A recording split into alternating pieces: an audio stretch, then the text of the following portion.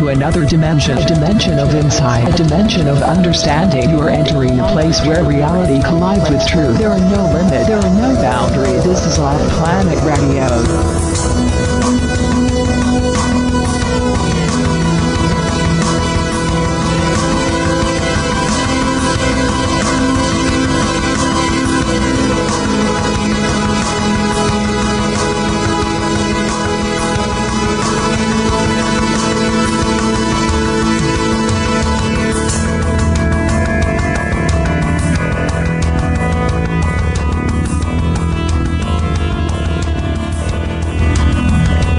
Welcome to OffPlanet Radio. I'm Randy Maugans, and it is 2014. That may not be a big deal for most of you out there. This is, in fact, the first show that we've done in 2014. I've literally been gone for over 2 months due to an illness. And without a lot of detail on that, I had an infection that actually caused me to have surgery, and I wound up having 2 trips back to the hospital as a result of allergic reactions to medications that I was given to take this infection down. So I am doing better. I'm on the mend. I'm recovering. I was thinking, as preparing for this interview today, of something my friend James Martinez told me as I was going into this illness syndrome, to treat this as a shamanic journey. And in fact, in a lot of ways, what I came away from after, I guess, about 30 days of recuperating, being bedbound and in and out of hospitals, was that every experience and every event has built into it something that we are to learn. And so it doesn't make it easy to go through the situations we go through in life, but it makes it profitable if we maintain a proper posture towards it and really allow universe to teach us. Synchronistically enough, one of the things that was with me during the time that I was recuperating was a book entitled Your Journey to Enlightenment by our guest today, Simran Singh. In a lot of ways, this book helped tie together a lot of concepts that I've been grappling with in my ever-evolving spiritual journey. Most of all, the idea that we really live in a world of structure and conditioning that has locked us into a place where we can't see the blessings inside of the things around us, and how universe teaches us and how we are really part of the God process that is unfolding in this awakening time. And with that, I want to introduce our guest today, Simaran Singh. Welcome to OffPlanet Radio. Thank you, Randy. It's a pleasure and an honor to be with you, and how amazing the signs and symbols that are just steeped within the way you began this show. So many things, and they are, I would like to ask you and everyone to start looking at things rather than lessons in Earth School, instead to be pieces of playground equipment or gifts in the playground of life instead, because we really are intended to be here on a playground where we're playing with what happens to us rather than having things just happen to us. You know, and actually, I do recall you putting that in your book, and in a lot of ways, I think it's difficult when you're going through something to view it that way, but there were points in time when I played with this, just the luxury.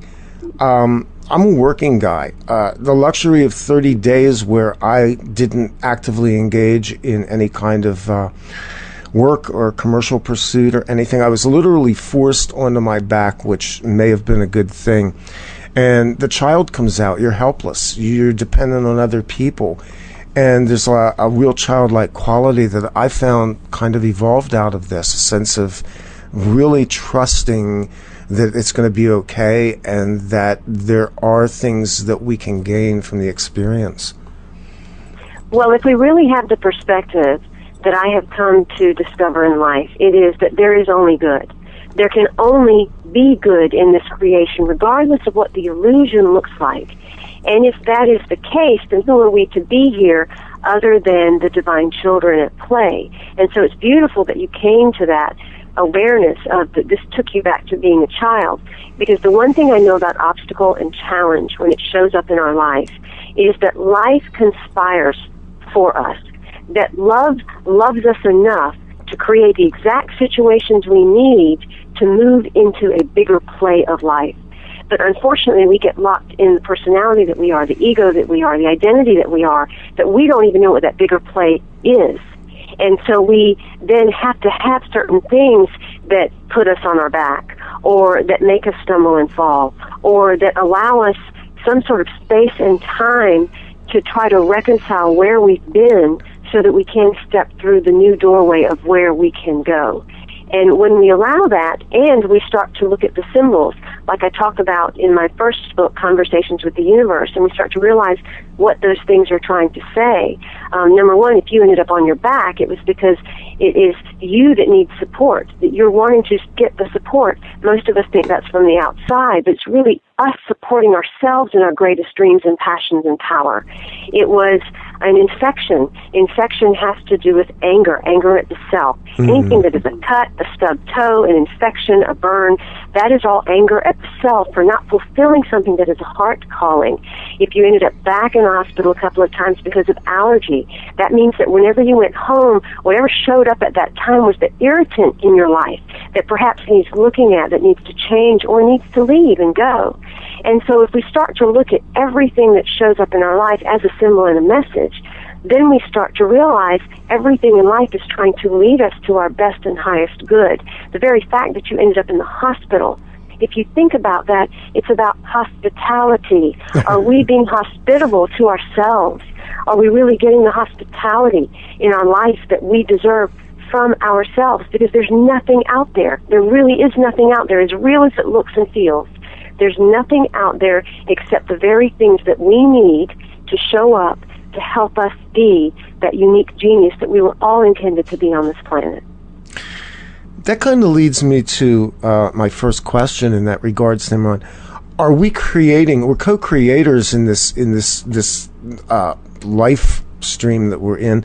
Are we creating these things in our lives for the purpose of expression and learning and expansion? We, in a sense, are. I think that's the old language, the way people would speak about life, reality creation, co-creation. Mm-hmm. Mm-hmm. What I'm asking people to do is look at life in an even bigger way. What if you are not on a journey? What if you are the journey? What if you are not in the world, but you're actually every piece and part of the world around you? What if you are simply experiencing itself, not a human being, not even a spiritual being? Because if we were spiritual beings, that means when we die, we would go to the next place just as separate as we are now. That doesn't really make a lot of sense. And so that would mean we're something bigger, a bigger mass that has individuated to have something. And what would that something be? It would be experiencing itself.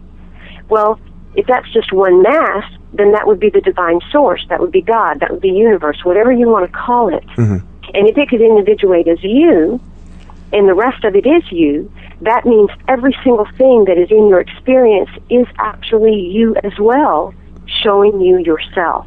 In my first book, Conversations with the Universe, I put several questions that I used, 5 very simple questions that I used to move out of the darkest time of my life into fully embracing the unknown of myself that I had no clue ever even existed, and really experiencing not only Fountain of Youth, but enlightenment and courage and love in all kinds of degrees. And I did that by asking, where is that in me? What is that here to show me about me?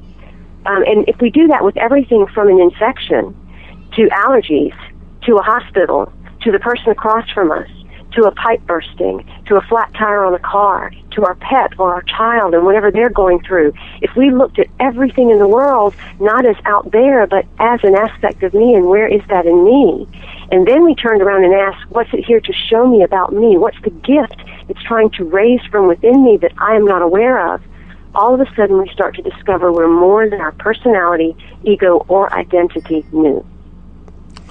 These are probably some of the most difficult concepts to communicate, even within what you would I guess, call the New Age type faith, I've struggled for years with non-duality and the idea that somehow I am connected to oneness, that I am part of oneness, that I am, I guess, kind of a God fractal in a sense. And at the same time, we kind of come to a place where we become very responsible for what happens to us and what happens around us. How do you work through that in a way that's constructive? Because so many people go back into the blame game. They go back into the victim game. How do we break out of victim? How do we break out of the blame game and get to a place where we authentically own our experiences? Of course, because we start to see these things that do hurt so bad, and we start to see these experiences that make no sense, and get to this place where we think, gosh, this is just this random world where all this stuff happens and I don't know why. But if instead we really do look at everything that happens as us by asking those questions, where is that in me, and all of those kinds of things, and we start to identify the commonality between the external landscape and the internal landscape, we then move into what I discuss in my second book, Your Journey to Enlightenment. We move into those areas where we start to look at, where have I created the self-imposed bondage and the pain? Where have I created the servitude in my life and the discomfort? Where have I created the armor around myself that I don't allow anyone in? And in doing so, I don't even let myself out to connect with what's out there.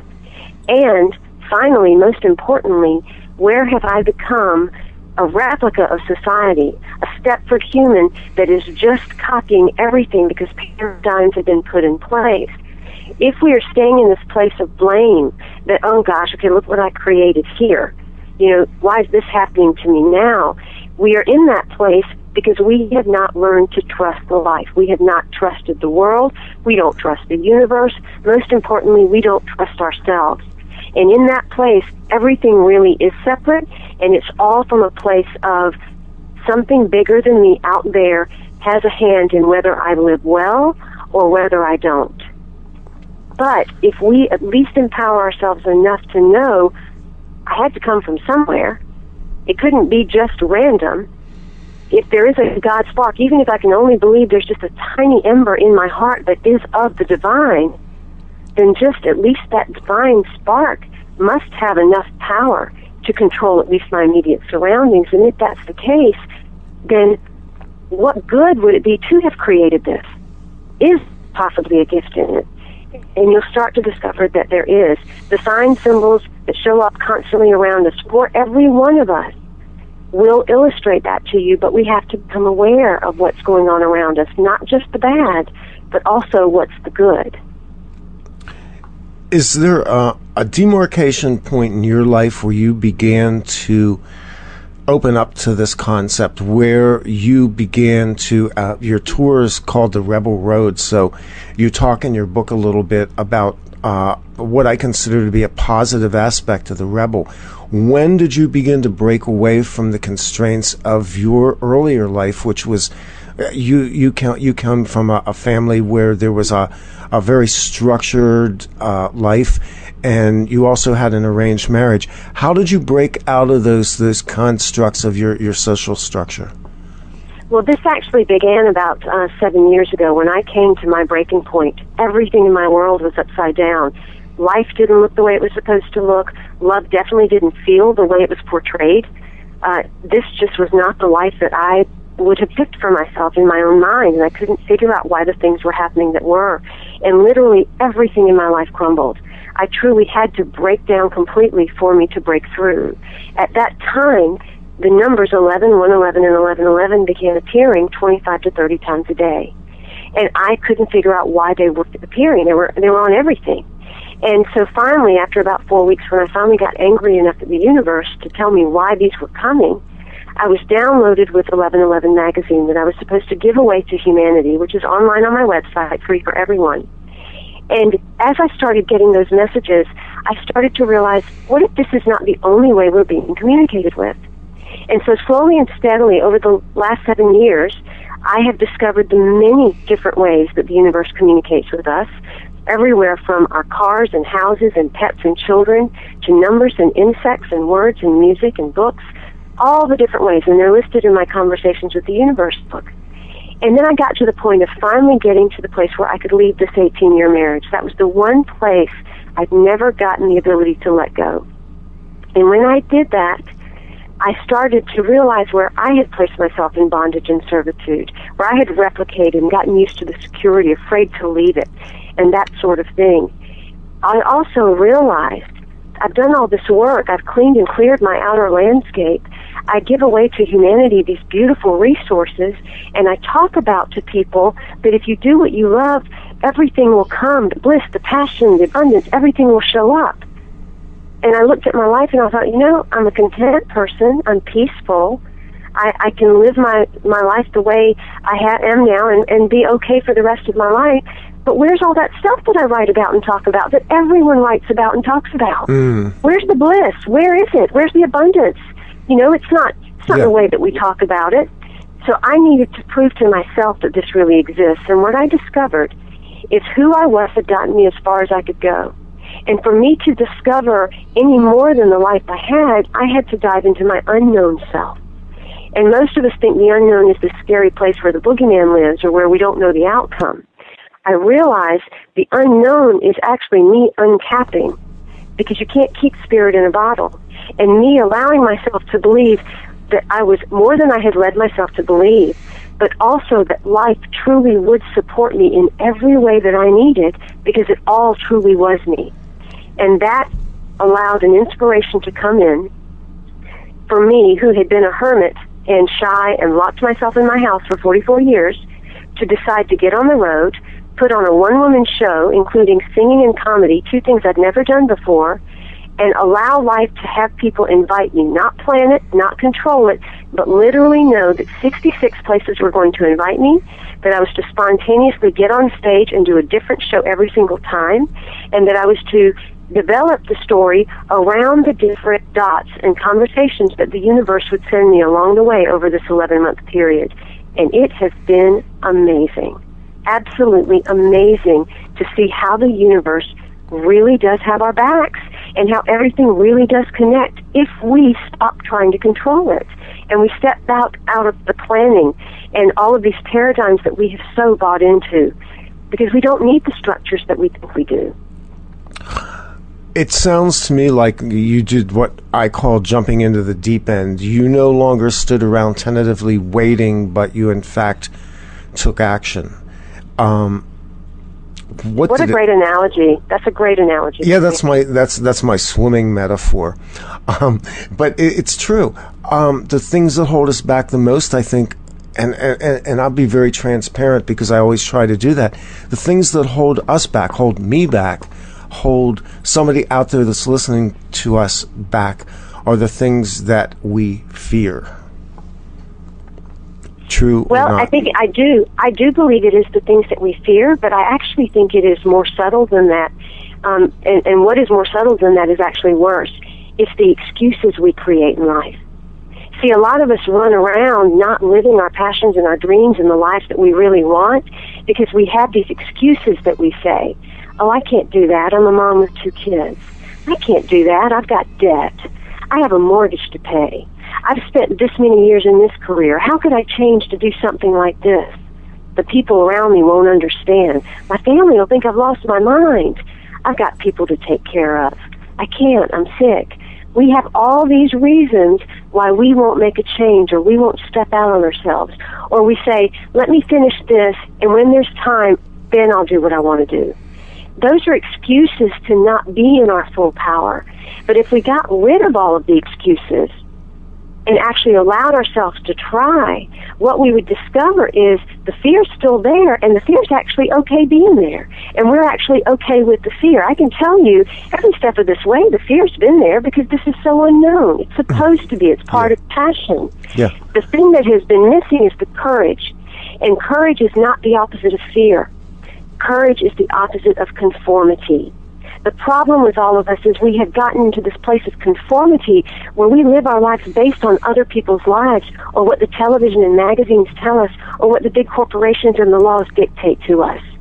When will we step out of conformity, knowing that we can trust life and allowing ourselves to truly live from that spark passion that sits in our hearts and our guts, understanding that life will conspire for us to have it, but we have to choose it.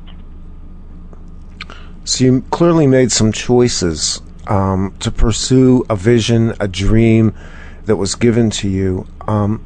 What did that feel like the first time you stepped out, the first time you went on the road, the first time that you really put yourself in front of people? You did not have a show business background. What did all of that feel like? Well, before the show even happened, this vision came about 8 months prior, and I was shown that an RV would show up that I'd take my 2 kids in. I was shown that I would have the support of some people that would kind of be backup roadies on the road with me to help me with different things, or that the places would actually start calling and inviting me. And miraculously enough, 3 weeks before we were supposed to leave, an RV showed up. And so did the people that were supposed to help me. And 1 week before we were supposed to leave, the first 42 places invited me to come through December. And so those things started happening to put it into place. Music started showing up for me to sing. People were writing songs and sending them to me that sounded exactly like my story. And so as those things started happening, that was the trust that, okay, well, this is going to fall into place. I don't have to worry. And then the first show was in D.C., and I knew the songs that I was supposed to sing. I had not figured out the comedy part. I figured it would just start to happen. I didn't know exactly what I was supposed to say, but enough things had happened to that point that started to develop a little bit of a story. And I got up on stage, and I did whatever came out, and I forgot a couple of verses of 2 of the songs, and I stood there and let the audience know I'd just forgotten verses of the songs, and it was okay. And what happened next made me realize another piece that people don't know. I had a woman come up to me after the show, several people actually, but this one in particular. She said, I want to thank you for what you've just done tonight. You've inspired me greatly. She said, I've been an opera singer, and I've been asked by 4 different tour companies to go around the world to sing. And I've turned them down every single time because I have this huge fear. I have the big fear that I'm going to forget the words. And you just showed me how to forget the words. I want you to know that I'm going to go be an opera singer and I'm going to tour the world. And I have had things like that happen again and again and again, where different things take place in a story. And the biggest message I can get across to people right now is we bought into this idea of perfection, and we bought into this idea of being ready and having to have it all together when we have to go out there and be who we're supposed to be. I can absolutely tell you every step of the way, and even today, I have absolutely no clue what I'm doing. Not one clue what I'm doing. I have no idea what's going to happen. There are days I remember all the songs. There are days I forget certain words. There are days that I'm awfully funny and comedy comes out of me. There are other days that I can't crack a joke. And in each place is exactly what that audience needed. It was the messages they needed to hear. And all we really have to do is show up. That's all that's required. If we get out of the way and just show up, everything that is meant to happen for you as the experience and for those in front of you as their experience will happen.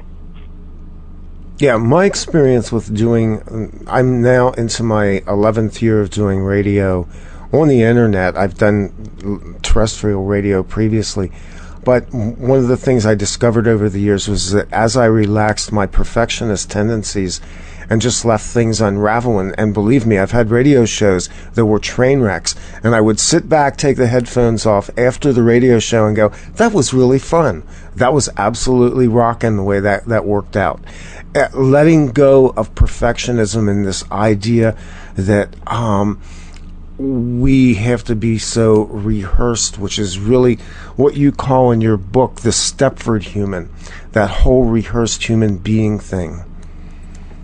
Well, we're not meant to live Groundhog Day every single day, so why should a show be any different? It's supposed to be different. We are experiencing itself. If I had it all together from the beginning, then what's the experience in that? That's not. That's just a replay over and over and over again. But what I realized is, you know what? I've never been a singer. My voice isn't particularly great when I first started. But by the end of 66 shows, my voice is going to get stronger. And you know it has. People are now asking me for my CD, which I don't have at this point. but the voice has gotten that strong, and it's because I've been the experience along the way. And so rather than me doing something outside for a particular agenda or to make a certain amount of money or to fill a number of seats or sell a number of products and all these things that we bought in that we have to do, I've done this for me. I've done this so that I could experience myself and be the journey every step of the way, the beauty of the journey in its fallibility as well as its beauty, in its miracles as well as its mess-ups. And in doing so, I've allowed people to see something that is real, something that is intimate, something that is vulnerable, which is so necessary in this society. And more importantly, I have stood there not as a teacher or a guru, and I don't ever proclaim to be one. I have stood there as an example that says, now you too have permission to be real. And that's what we can truly do for society. That's what people are looking for. And honestly, that's what our soul is asking for in this journey of self-realization. Simran, do you have a particular thing that you go through? Do you meditate? I know you're an intuitive. How did you begin to develop your inner landscape, as you call it? Do you have things that you do to tap into that? Are there things that you would tell people they can do to access, the old terminology, higher self, or access source? It's really interesting because my whole life I have tried to meditate. I have tried to do all those rituals and things that everyone says this is how you're supposed to do it. Mm-hmm. In fact, in the deepest sense of my name, it is meditation to such a communion with the divine source that I am that meditation. That is what my name actually means, from the lips of the divine to the ears of the divine. And so that struggle of not being able to sit and meditate, not being able to reach those places that everyone talked about, was the obstacle for so long, when I finally one day discovered, oh my goodness, I meditate constantly. Everything I do is actually a meditation. I realized that I am constantly so present in the now that I don't have to do that other piece. And I got to the being in that now from those questions that are in my first book, Conversations with the Universe, because it brought me to such a place of oneness with everything in my environment that all that was left was to be present in that oneness. And when you can be in that place, you are walking meditation because you're taking in everything as you anyway. Now, that doesn't mean that meditation is wrong. And so for many people, they're going to do it their way. They're going to sit, they're going to have their spine straight, they're going to light their incense, and all of that's fine and good too if that's what works for you. But I want to give people freedom that haven't been able to make that work, to let them know if they will just get to a place of being more and more in the now, truly being one with everything around them and asking those simple questions, they will discover that they are the sacred text. You are the prayer. You are meditation in action. I think you just made somebody out there feel really good, including me, because I've never really been all that good at meditation, and I've done it off and on since I was a teenager. But you bring up an interesting point, and it is this living in the now. We have a culture, and I had this whole, I rant sometimes to my poor wife about the fact that we live in poverty because we're driven by a 24/7 world that constantly runs clocks on us, that demands we perform, that demands we produce, that demands we be, do, say, feel, and act exactly everything we've been talking about so far in this conversation, this whole script. But it's poverty. Yes. Mm-hmm. This is poverty. Exactly. Yeah. Exactly. We are so busy trying to accumulate all these things that we're shown is the ideal life. And that is living in the future. That is nowhere in the present. And what I have realized through this Rebel Road as well, because I embarked on this trip, leaving an 18-year arranged marriage, literally walking away with very little, because there had been so much pain in that marriage. I didn't want any of the energy of it. I didn't want anything. And so I walked away, and then this inspiration came in.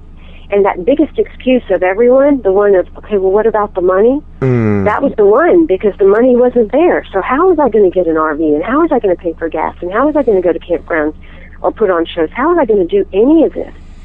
And what I discovered is by just being present to what it was that I wanted to do and living that heart passion, everything started to show up. There may not have been excess. There may not have been this abundance of stuff so that I could go crazy and go shopping and do all this kind of stuff. But I can guarantee you, I have had every single thing that I have needed. I have been comfortable. We have traveled well. We're eating. We are meeting amazing people. We're having incredible experiences. I am more abundant and wealthy from the experiences and the meetings and the connections and the community than any amount of money could ever create.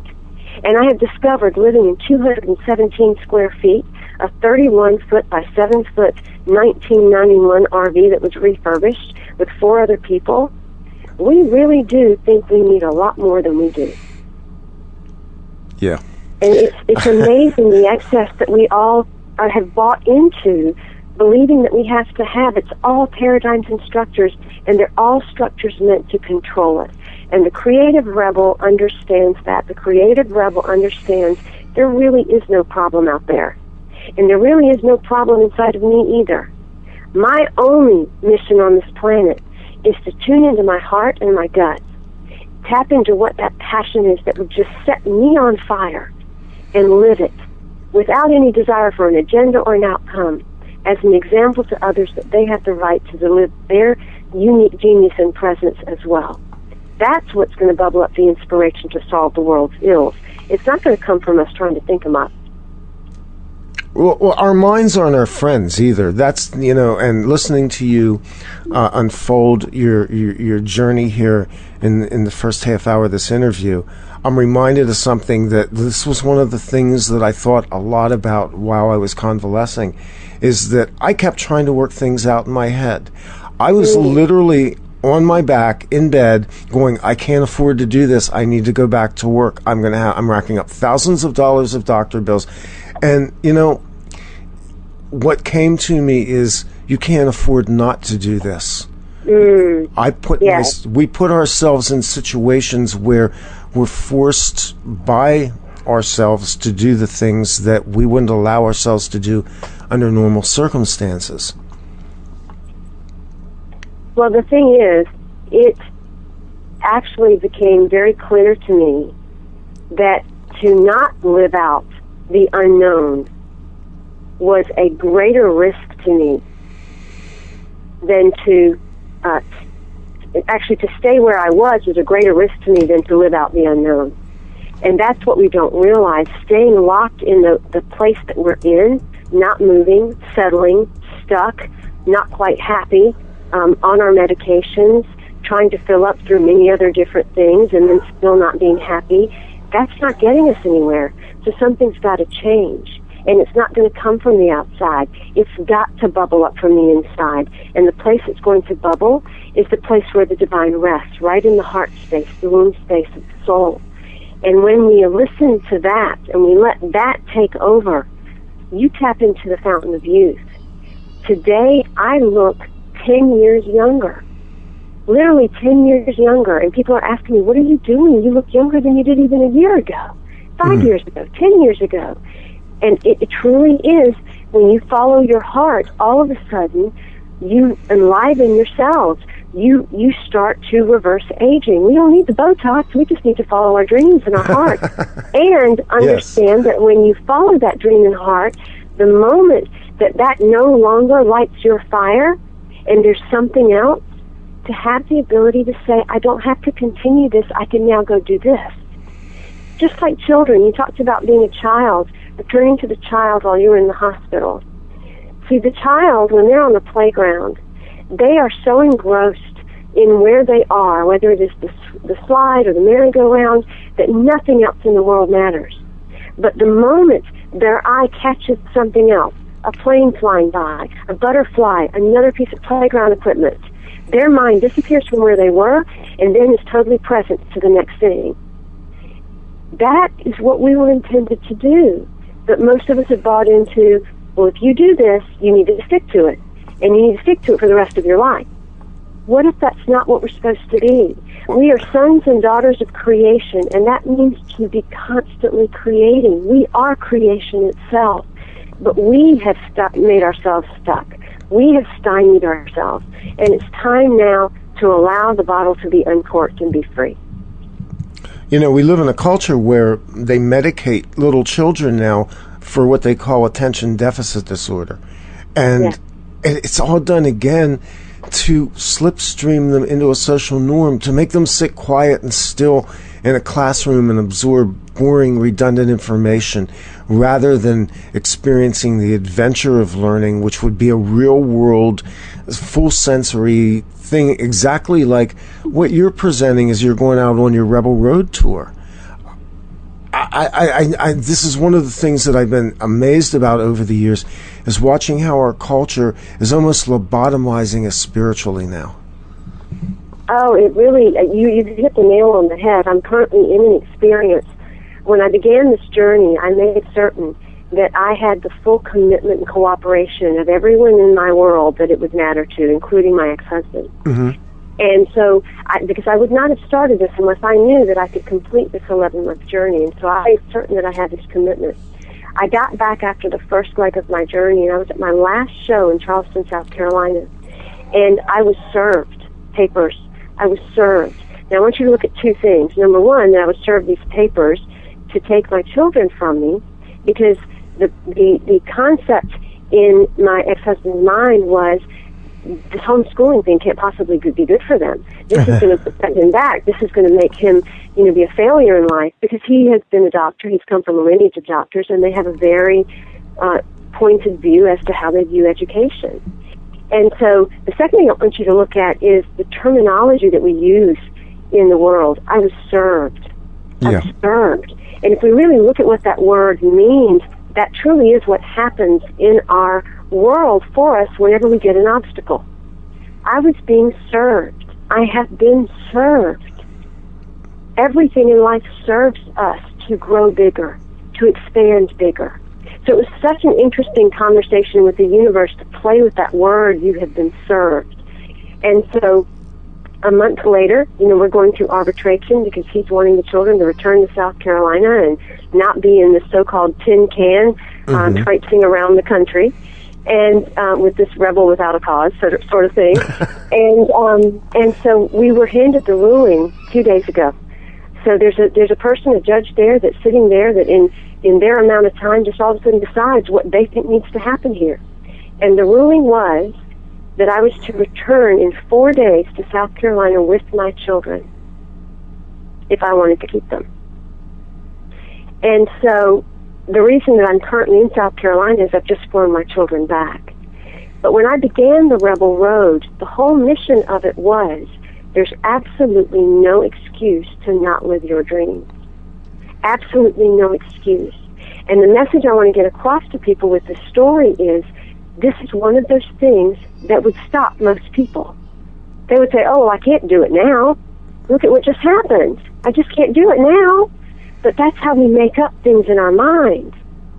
I just had to come back to South Carolina. What if this very obstacle was just inviting me now to play a bigger game? Maybe I no longer need to be in a vehicle. Maybe it's time to now be on a plane.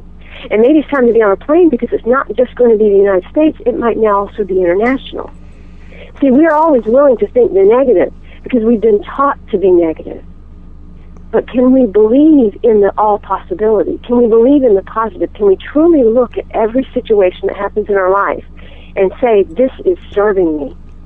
This truly is serving me to do something bigger, better, more in line with my spirit, and it's serving everyone else in this process at the same time with exactly what they need.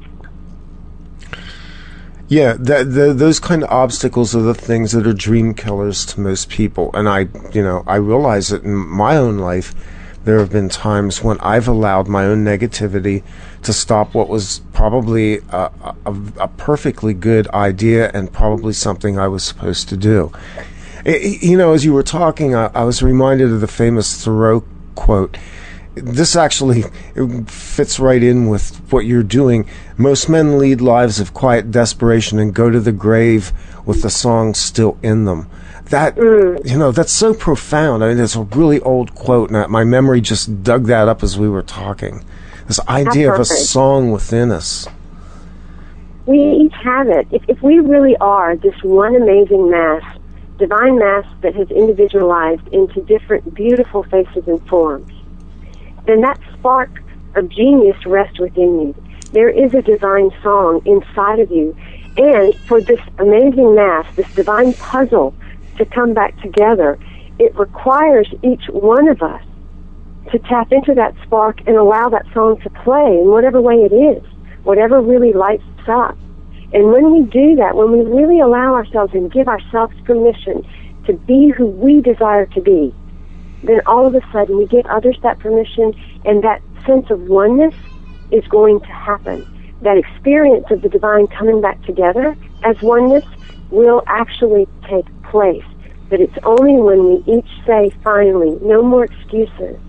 I choose to be who I am and accept myself, and I choose to move beyond any projections or shadows from outside of me that would keep me smaller than I was ever intended to be. I know that you talk in your first book a lot about the symbols and the things that speak to us, the unique language.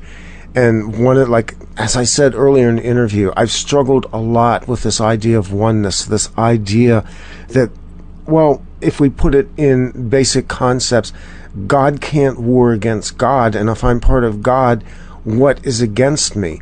How do you deal with the mindset? Because I know there are people out here who are hearing this, because I talk to my listeners who believe it's not possible, that they live in a malevolent universe, and that's a worldview that a lot of people have right now. That's why I had to write that first book, Conversations with the Universe. That book helps people trust. It helps people build that trust again with the world around them, because they see how the world is actually talking to them.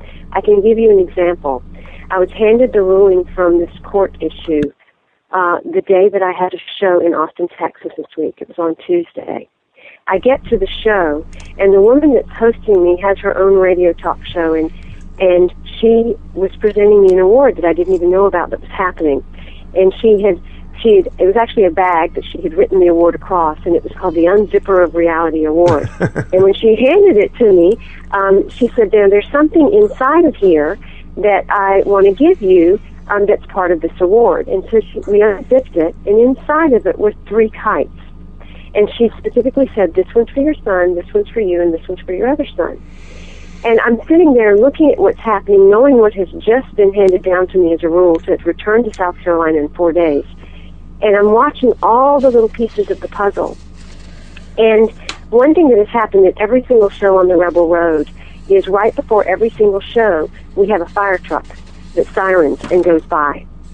So all of a sudden, we didn't have a fire truck that happened on this particular day. And I kind of questioned that. But one of these kites had the fire on it. And so I knew that was the fire truck symbolizing itself again. And I thought, wow, the universe has just sent me the symbol of kites that are flying. It's time to fly high, higher than we have before. It's not time to be on the ground anymore. That's what the universe is trying to tell me. And so I ask out loud, universe, give me some more symbolism as to what you're trying to show me. And then I start to get numbers, and then I start to get other messages. And so if we start to realize that everything in our world is actually a communication, especially the mundane, especially the little things, and we start to look at what the universe is trying to say to us, you'll see that you're actually being led through any challenge or obstacle that you have. And if you don't believe that, just test it. Just try it out and see what your eyes land on over the course of the day. Don't look for them. Don't look for signs and symbols, but just take note when your eyes happen to glance on something and it catches for a minute, and make a note of it on a piece of paper. And then look at what those things symbolize to you. And you'll see that you've just gotten the answer to a problem or question that you've had. And I talk about this in Conversations with the Universe. My second book had to come second because it's been about how to take that trust and really live with love, courage, and commitment so that you truly do open up to your own enlightenment and fountain of youth.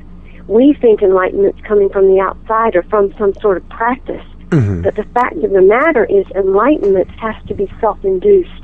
It has to be invited. It has to be invoked. It has to be something that we desire to experience and we open up to from the inside out. That's where enlightenment comes from. And I'm a living example of that. It's not just written about. I've literally lived it here. The world right now is clearly fraught with all manner of peril. We have basically a slowly creeping economic meltdown. We're seeing the global currencies shift. We're seeing economies change. We have, all of the things that most people would call apocalyptic, and yet many people hold to the ideas that we are also in a great shift, a great awakening. How do you view the present state of the external world? Is it mirroring our experience, or are we actually change agents in affecting the trajectory of where humanity itself is going? Well, I talk about that in the book, Your Journey to Enlightenment, that we are not at a turning point, because a turning point would be something outside of us that is creating the change. I think we are in a turning point. And when I speak about that, if you imagine milk and how it turns into butter, it's the same substance, but because it's in this process of turning, it turns into the butter. It goes through the process of becoming the butter, the experience of becoming the butter. And that's basically what's happening to us right now. All of these events that are happening outside of us, in one sense, do mirror what's going on within us. And if we can look at them in that way, we will look at where is that economic fall in me? Well, money is energy, and money happens to be with the abundance. So where are we lacking? Where's our deficit inside? If we start to look at everything as an archetype or a terminology that's going inside of us, then we'll start to clear that as well. But even more so, the turning is helping us to feel constricted. It's helping us to feel uncomfortable in our skin, tight, to where we don't even want to fit in our skin anymore, and that's because we're not supposed to. The skin has gotten too small for the source that is raging within us. And when we start to allow that source out by living our passions and our dreams, that is the experience that we're all seeking. Then the change in the world will come. A lot of people don't realize that all these things that are happening around us are only happening so that you then choose an experience for yourself that you long to have. When I left that marriage and I decided that I needed to be my unknown self, I didn't ask the questions that most people ask. Those questions of why am I here? What do I do now? What does it all mean? I don't ask those questions. The question that I ask is, Simran, what is the experience that you would have now? And in that moment, I said, I want the experience of creative capacity. I want the experience of community in a way I've never had it. I want the experience of freedom like I've never known it before. And that's when that inspiration of the Rebel Road came in. So when you're looking at something outside of you and it feels so bad and so uncomfortable and so unjust, rather than asking why, ask, what is the experience that I long for in this moment? And then create that from the inside out, and you will see the change happen. I want to talk a little bit with you about healing, and specifically inner healing. And I know the terms are kind of, in a lot of ways, cliche, and feel free to correct me on this. There are a lot of people out there who, as I said earlier, they have a victim status, but there are many people who have things that have happened to them, events in their lives, trauma, abuse. Where do you begin when you are personally dealing with people who have things like that they're trying to overcome, that they're trying to process in terms of your worldview? Well, we're going to have two distinct types of people right now. This is what this change is about. They're going to be that group of people that really just love their victimhood. They're in that. They want to continue that. They love blaming and shaming. They love pointing the finger and projection. And they don't want to leave it. And so those of us that are ready to move beyond those paradigms, we have to honor that that's their experience and that there really is nothing to save or fix about them. The ones that are going through that kind of experience, that really are trying to figure out what's all going on and how to change it, those are the individuals that can start addressing why the world would look the way it was if it really was on their behalf. And those are the individuals also that, rather than saying, I'm going to stay in this victimhood, they can start to say, how bad does my life have to hurt before I'm willing to change? Everything that happens is just asking for a change in you. It's asking for you to experience a new aspect of yourself that you've never allowed. You cannot know wealth unless you first know poverty. You can't know health unless you first know illness. You can't know beauty unless you first have seen incredible ugliness. And so we have to go through some of those things to discover the gifts that life offers.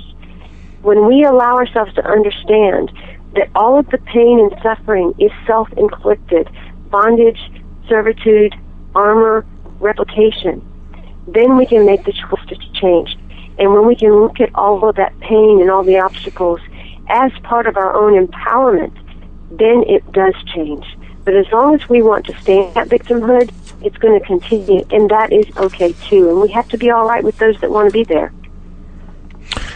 Over the course of the time we've been talking, Simran, we've kind of been touching on some of the things in your current book,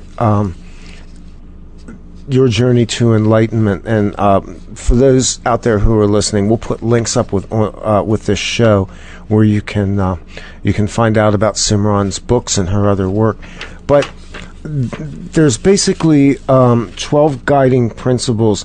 Are there any of the principles in the book that you feel like we didn't touch on in this conversation so far, or something that you feel led right now to kind of punctuate? The beginning of that book helps you to really be radically honest about your life, to really look at why the life looks the way it looks and why the people in your life are the way they are. And then it moves to returning you, to invoking within you an enlightenment and a return of the divine child.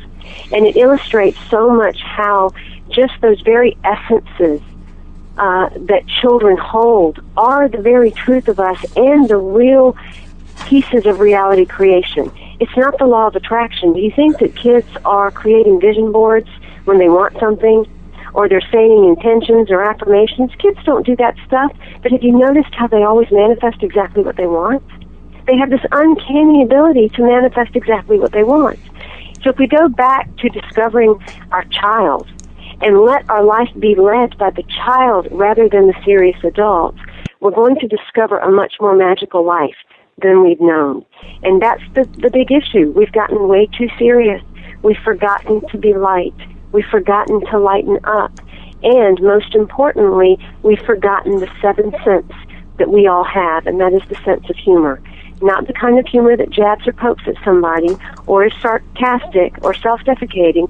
It is the kind of humor that's able to look at our lives, chaos and the beauty, and say, oh my goodness, look at what I created now. Can you imagine the kind of power that would create this?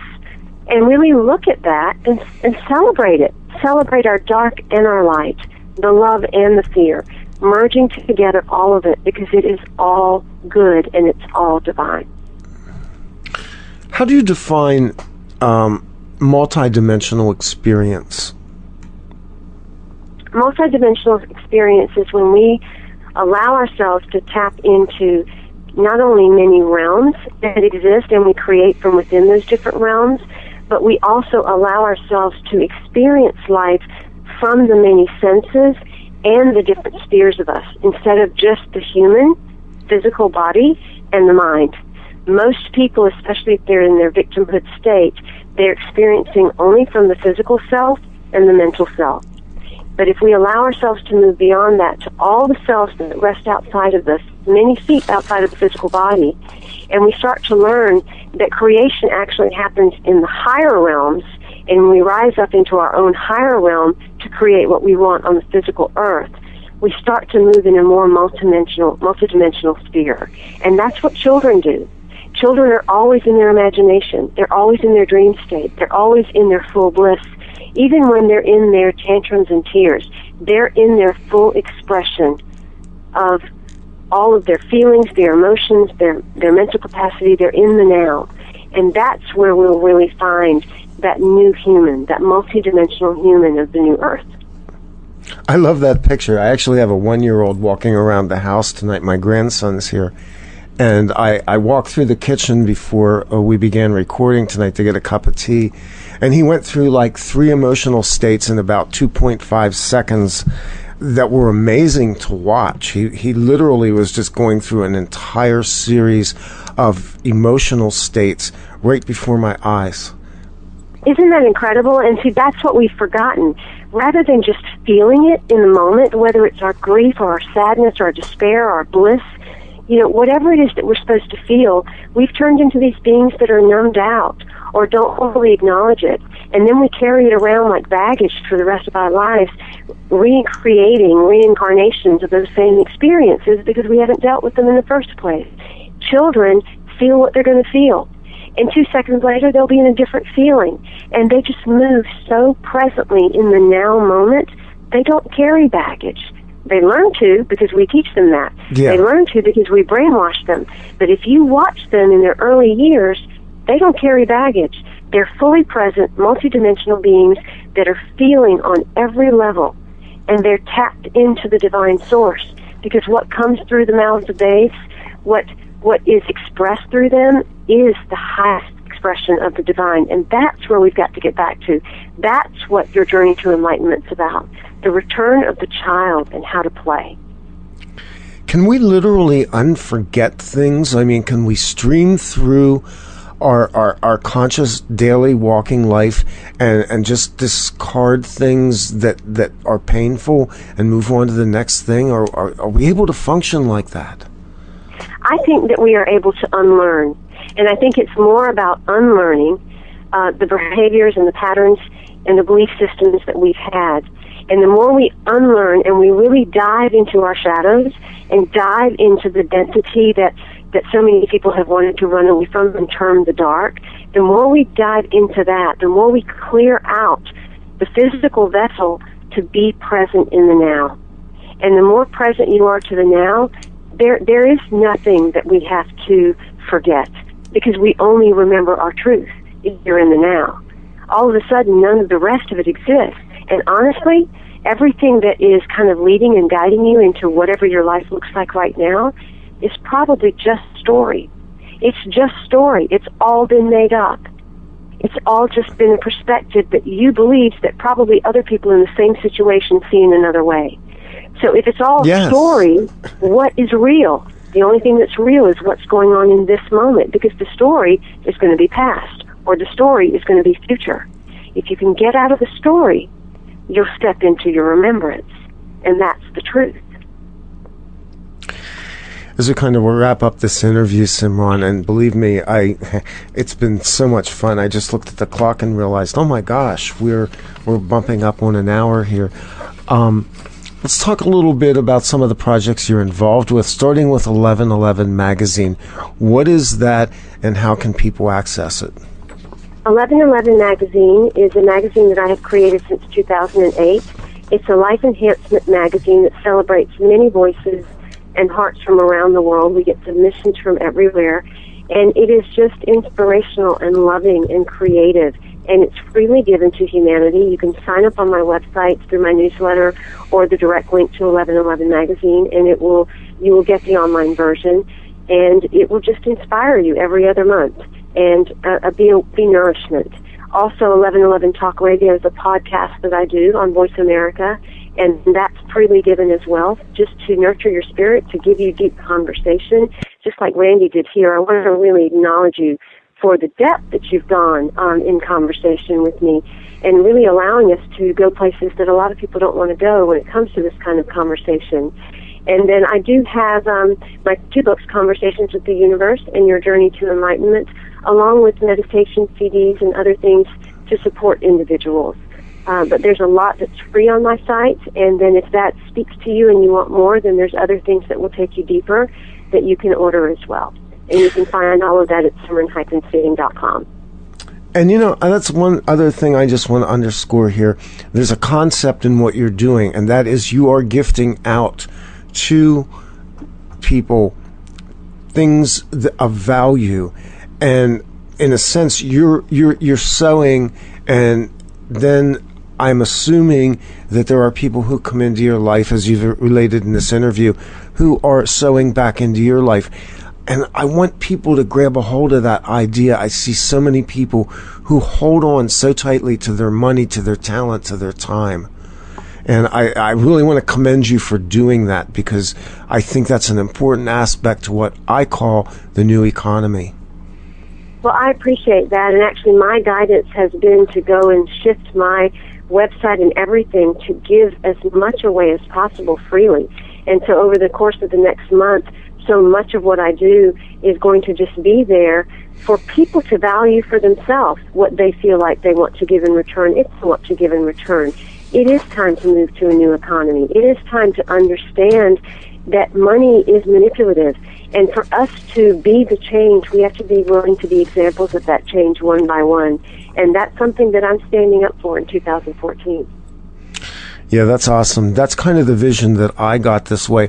To my listeners out there, by the way, if you go to the front page of either of the two websites, offplanetradio.com or offplanetradio.net, there's a graphic that I created and put up the first part of the year, and it's called Transformations 2014. That was the word the universe was giving me as I was recovering and kind of seeking vision, is this idea of transformations. Does that resonate with you at all, Simran?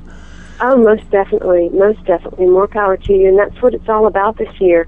It is that inner transformation, and it is that experience and expression of that we want to then gift to the world as the essence and DNA of us that is going to ripple out and also cause outer transformation. That's just beautiful, Randy.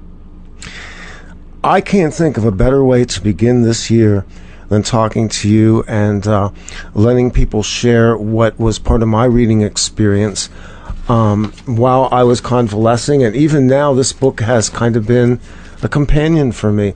The book's called Your Journey to Enlightenment by author Simran Singh.